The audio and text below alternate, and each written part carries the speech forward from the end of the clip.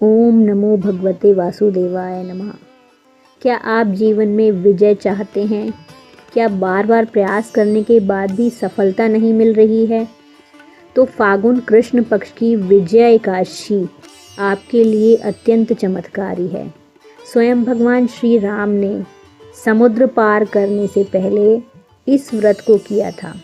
आज हम जानेंगे विजया एकादशी का महत्व, व्रत विधि, श्री राम से जुड़ी अद्भुत कथा, व्रत का फल।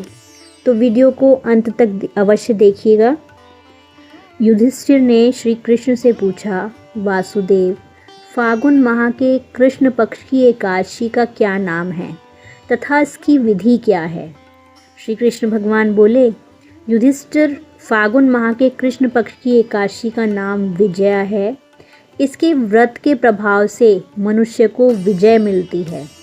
इस विजय एकादशी के महात्म्य के श्रवण व पठन से समस्त पाप नष्ट हो जाते हैं। एक समय देवर्षि नारद जी ने जगत पिता ब्रह्मा जी से पूछा, हे ब्रह्मा जी, आप मुझे फागुन माह के कृष्ण पक्ष की विजया नामक एकादशी का व्रत विधान बताइए। ब्रह्मा जी बोले, नारद, विजया एकादशी का व्रत किए गए को नष्ट करने वाला है। यह समस्त मनुष्यों को विजय प्रदान करता है। त्रेता युग में श्री रामचंद्र जी को जब 14 वर्ष के लिए वनवास हो गया था, तब वह लक्ष्मण तथा जानकी सहित पंचवटी में निवास करने लगे थे। इस जगह से रावण ने सीता जी का हरण किया। इस दुख से श्री राम जी अत्यंत व्याकुल हुए और सीता जी की खोज में चल दिए। घूमते घूमते उन्हें जटायु मिले, जिनकी आयु समाप्त हो चुकी थी। कुछ आगे चलकर इनकी सुग्रीव के साथ मित्रता हो गई और इन्होंने बाली का वध किया। हनुमान जी ने लंका जाकर सीता जी का पता लगाया। वहाँ से लौटकर हनुमान जी श्री राम जी के पास आए और उन्होंने सब समाचार श्री राम जी को कहा।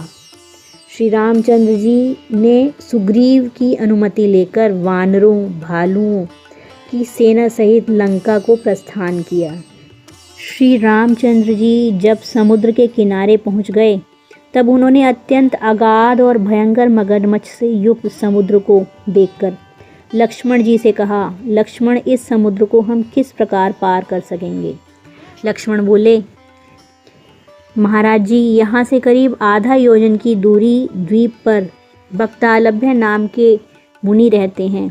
आप उनके पास जाकर इसका उपाय पूछिए। लक्ष्मण के वचनों को सुनकर श्री राम जी बगदालभ्य ऋषि के पास गए। मुनि ने उनसे पूछा, श्री राम, आपका आगमन यहाँ कैसे हुआ? श्री राम बोले, महर्षि, मैं अपनी सेना सहित यहाँ आया हूँ और राक्षसों को जीतने लंका जा रहा हूँ। आप कृपा कर समुद्र पार करने का कोई उत्तम उपाय बताइए। बगदालभ्य ऋषि बोले, श्री राम, मैं आपको एक उत्तम व्रत बताता हूँ।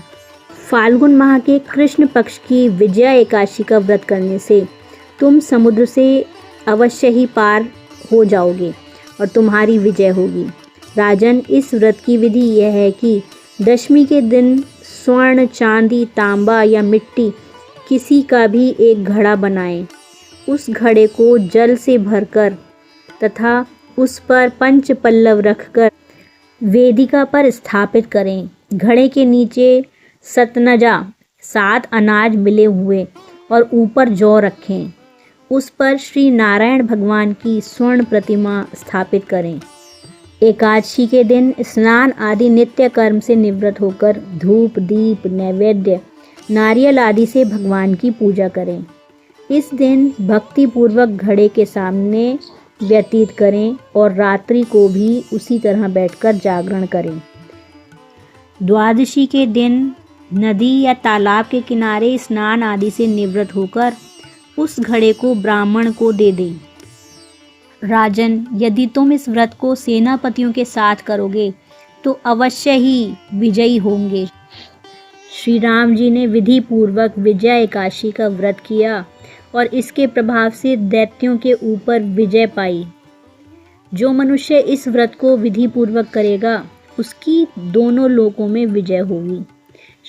भगवान श्री कृष्ण कहते हैं, युधिष्ठिर, जो इस व्रत का महात्म्य सुनता है उसको वाजपेयी यज्ञ के फल की प्राप्ति होती है। कथा का सार ये है कि भगवान विष्णु का किसी भी रूप में पूजन मानव मात्र की समस्त मनोकामनाओं को पूर्ण करता है। भगवान राम हालांकि स्वयं विष्णु के अवतार थे, अपितु अपनी लीलाओं के चलते प्राणियों को सद्मार्ग दिखाने के लिए उन्होंने विष्णु भगवान के निमित्त इस व्रत को किया। विजय की इच्छा रखने वाला कोई भी मनुष्य इस व्रत को करके अनंत फल का भागी बनता है। विजय एकादशी का व्रत प्राणी मात्र को हर क्षेत्र में विजयश्री प्रदान करता है। ओम नमो भगवते वासुदेवाय नमः। यदि आप भी जीवन में विजय चाहते हैं तो विजय एकादशी का व्रत श्रद्धापूर्वक रखिए। वीडियो पसंद आए तो लाइक करें, शेयर करें और चैनल को सब्सक्राइब करें। जय श्री राम, जय श्री हरि।